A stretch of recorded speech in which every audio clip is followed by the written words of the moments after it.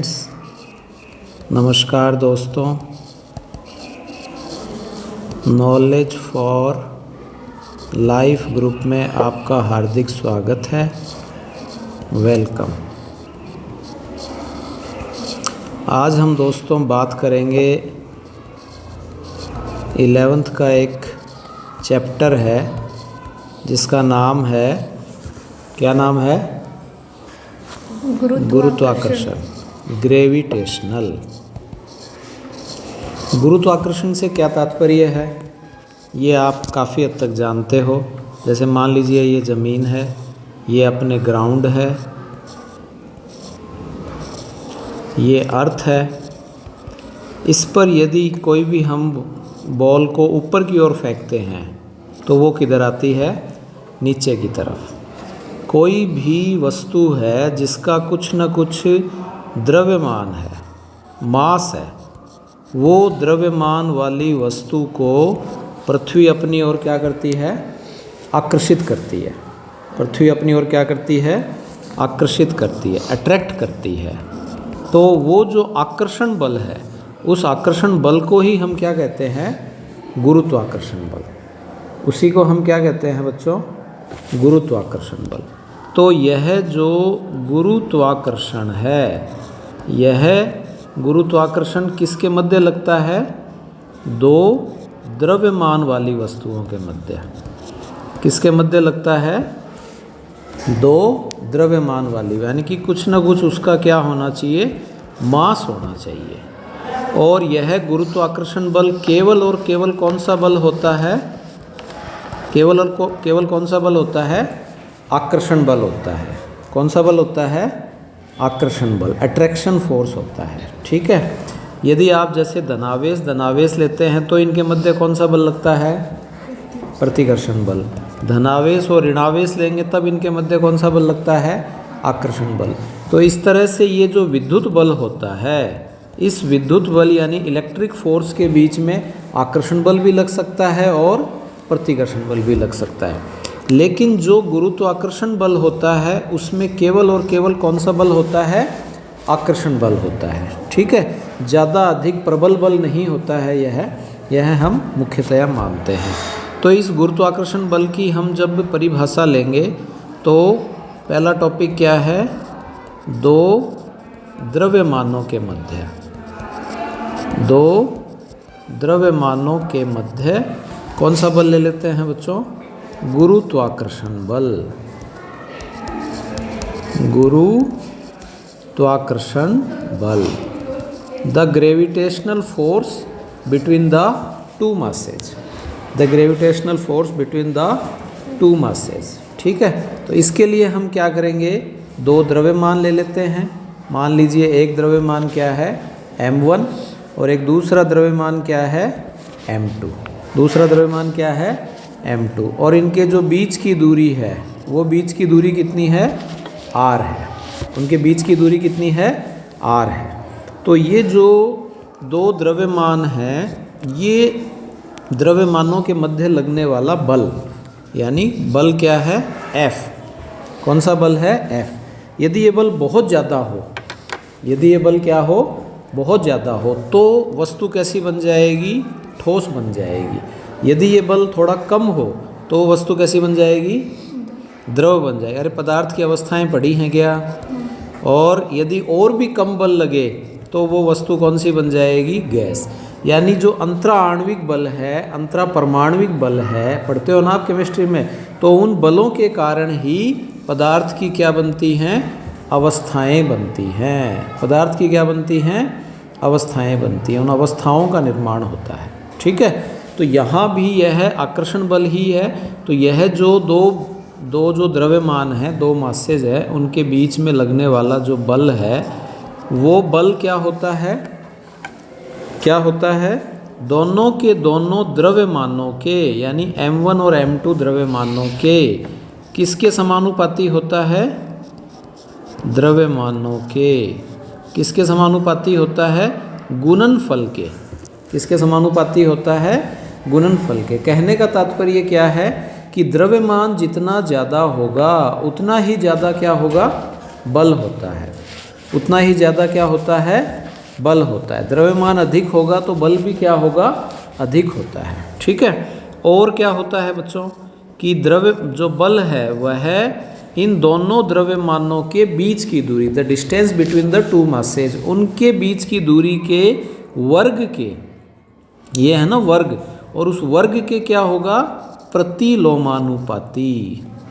क्या होगा, प्रतिलोमानुपाती, यानी व्युत्क्रमानुपाती भी कह देते हैं। उस व्युत्क्रमानुपाती होता है। समझ में आ रहा है कि दूरी यदि ज़्यादा होगी तो बल क्या होगा, कम। दूरी यदि ज़्यादा होगी तो बल क्या होगा, कम होता है। ठीक है।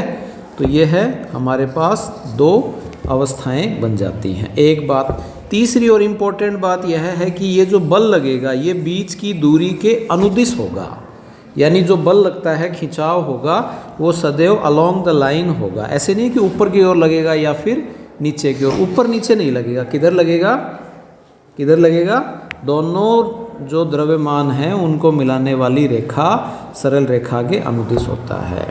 तो इस तरह से बच्चों हमारे पास दो इक्वेशन आ गई, F समानुपाती m1 m2 और F व्युत्क्रमानुपाती क्या आ गई, r स्क्वायर।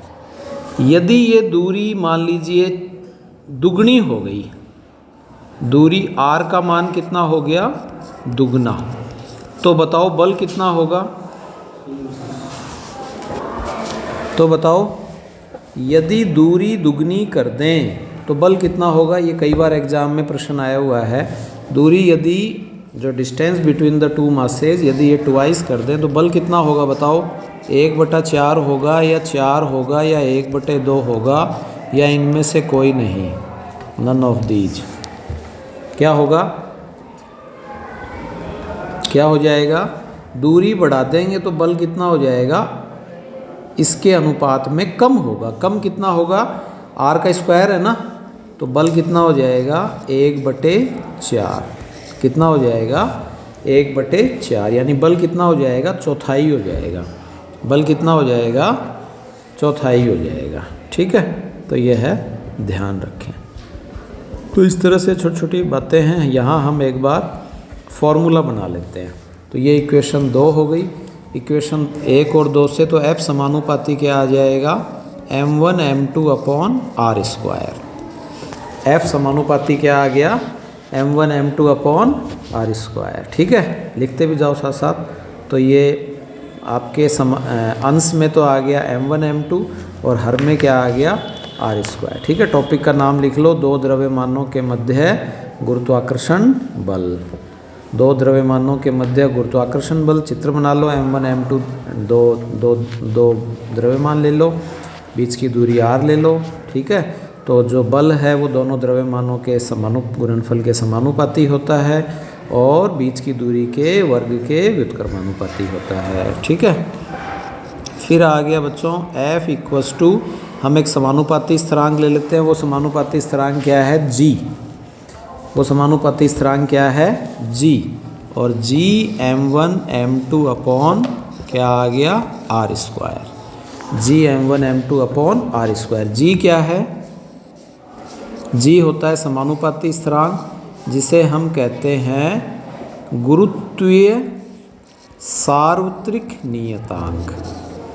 जिसे हम क्या कहते हैं बच्चों, गुरुत्वीय सार्वत्रिक नियतांक। गुरुत्वीय सार्वत्रिक नियतांक यानी यूनिवर्सल कांस्टेंट होता है ये। ठीक है, यूनिवर्सल कांस्टेंट। इसकी वैल्यू कितनी होती है, इसकी वैल्यू याद रखें, इसकी वैल्यू होती है 6.67 into 10⁻⁻11 newton into metre square upon kg square. Newton into क्या होती है, metre square upon kg square. ये कैसे आया न्यूटन इंटू मीटर स्क्वायर, देखो अब मान लो g तो यहीं रख लिया और f इधर है ही और ये r इधर चला जाएगा, तो r स्क्वायर और अपॉन में क्या आ गया, m1 m2। अरे समझ आ रहा है क्या, अरे समझ आ रहा है क्या है। तो F क्या है, बल। बल का मात्रक क्या होता है, न्यूटन। R क्या है, दूरी। दूरी का मात्रक क्या होता है, मीटर। मीटर का स्क्वायर। द्रव्यमान क्या है? किलोग्राम, किलोग्राम का स्क्वायर। तो ये जो न्यूटन इंटू मीटर स्क्वायर बटे किलोग्राम स्क्वायर है, ये किस में है? एसआई में। ये किस में है?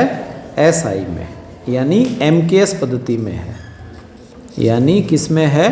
एमकेएस में। ये क्वेश्चन कई बार पूछा गया है कि गुरुत्वीय सार्वत्रिक नियतांक का मान, यूनिवर्सल कांस्टेंट का मान 6.67 इंटू 10 की पावर -11 है।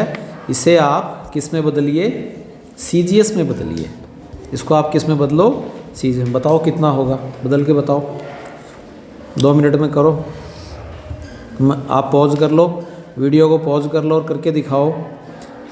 मैं आगे करके दिखा रहा हूँ, आप खुद देखो। 10 की घात ये कितना है? -11 न्यूटन। न्यूटन को आप जब सीजीएस में बदलोगे तो 1 न्यूटन बराबर कितने डाइन होते हैं? 1 न्यूटन बराबर कितने डाइन होते हैं? 10 की घात 5 डाइन। जानते हो क्या? 1 न्यूटन बराबर कितने होते हैं? 10 की घात 5 डाइन। ठीक है, तो ये न्यूटन को डाइन में बदल लिया तो कितना आ गया? 10 की घात 5 डाइन। मीटर, मीटर को सेंटीमीटर में बदलेंगे तो कितना हो जाएगा? 10 की घात 2, और स्क्वायर है तो 10 की घात कितना हो गया? 4। तो 10 की घात 4 सेंटीमीटर। ऐसे किलोग्राम है, किलोग्राम को ग्राम में बदलेंगे तो कितना आएगा? 10 की घात 3। किलोग्राम को ग्राम में बदलेंगे 10 की घात 3, और ये कितना है? 10 की घात 6। स्क्वायर है ना, तो ये कितना हो गया? ग्राम का स्क्वायर। तो कितना हो गया बच्चों? देखो 6.67 इंटू 10 की पावर -11 हो गया ना। और ये 5 और 4 कितने हो गए? 9। 5 और 4 कितने हो गए? 9। और बटे में कितना है? 10 की घात 6। 10 की घात 6, ये कट गया तो 10 की घात कितनी हो गई? 3 हो गई ना। और 11 में से 3 गए तो 10 की घात कितनी बच गई? अरे कितनी बच गई? -8। कितनी हो गई? -8। समझ में आया क्या? Dyne into centimetre square upon gram square, upon कितना हो गया? Gram square. समझ में आया? तो गुरुत्वीय सार्वत्रिक नियतांक का एमकेएस में मान होता है 6.67 इंटू 10 की power -11 newton into metre square upon KG square, और सीजीएस में होता है 6.67 इंटू 10 की power -8 dyne into centimetre square upon gram square. ये मान किस में होता है? सीजीएस में होता है। ये मान किस में होता है? सीजीएस में होता है। ध्यान रह जाएगा। ठीक है, तो ये इम्पोर्टेंट इसमें बात पूछ लेते हैं। तो ये हमारे जनरल इससे संबंधित हो गई। ऐसे ही एक होता है स्मॉल जी और एक होता है कैपिटल जी। इसमें भी संबंध होता है। इसमें भी क्या होता है बच्चों? संबंध होता है। ठीक है, क्लियर? स्मॉल जी, कैपिटल जी तो अभी आपने पढ़ाई है। बल होता है ना, 2 द्रव्यमानों के मध्य है बल। स्मॉल जी क्या है? स्मॉल जी क्या है? गुरुत्वीय त्वरण। स्मॉल जी क्या होता है? गुरुत्वीय त्वरण। स्मॉल जी क्या है? Gravitational acceleration. और कैपिटल जी अभी आपने पढ़ाई है, यूनिवर्सल कांस्टेंट। कैपिटल जी क्या है? Universal constant. इसमें रिलेशन लेते हैं। तो 2 द्रव्यमान हैं, उन 2 द्रव्यमानों के मध्य जो बल है वो बल क्या आएगा? जो अभी आपने पढ़ा है वो हम यहाँ ले लेते हैं। वो हो गया F = Gm1m2 upon R square. F = क्या आ गया? Gm1m2 upon R square. एक आप बल पढ़ते हो F = m में। बल क्या होता है?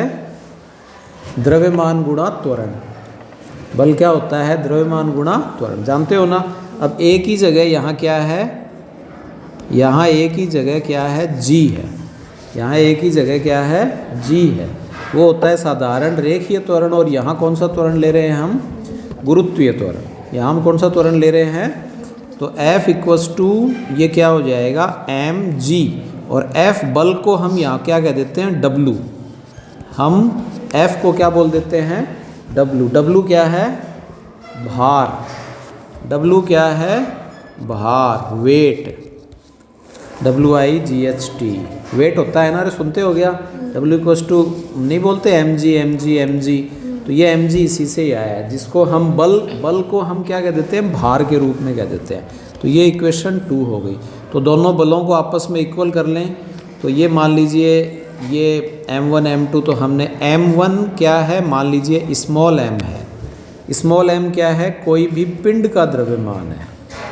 स्मॉल m क्या है, पिंड का द्रव्यमान। कोई भी हम सॉलिड ले रहे हैं, उस सॉलिड का मास है या कोई वस्तु का मास है।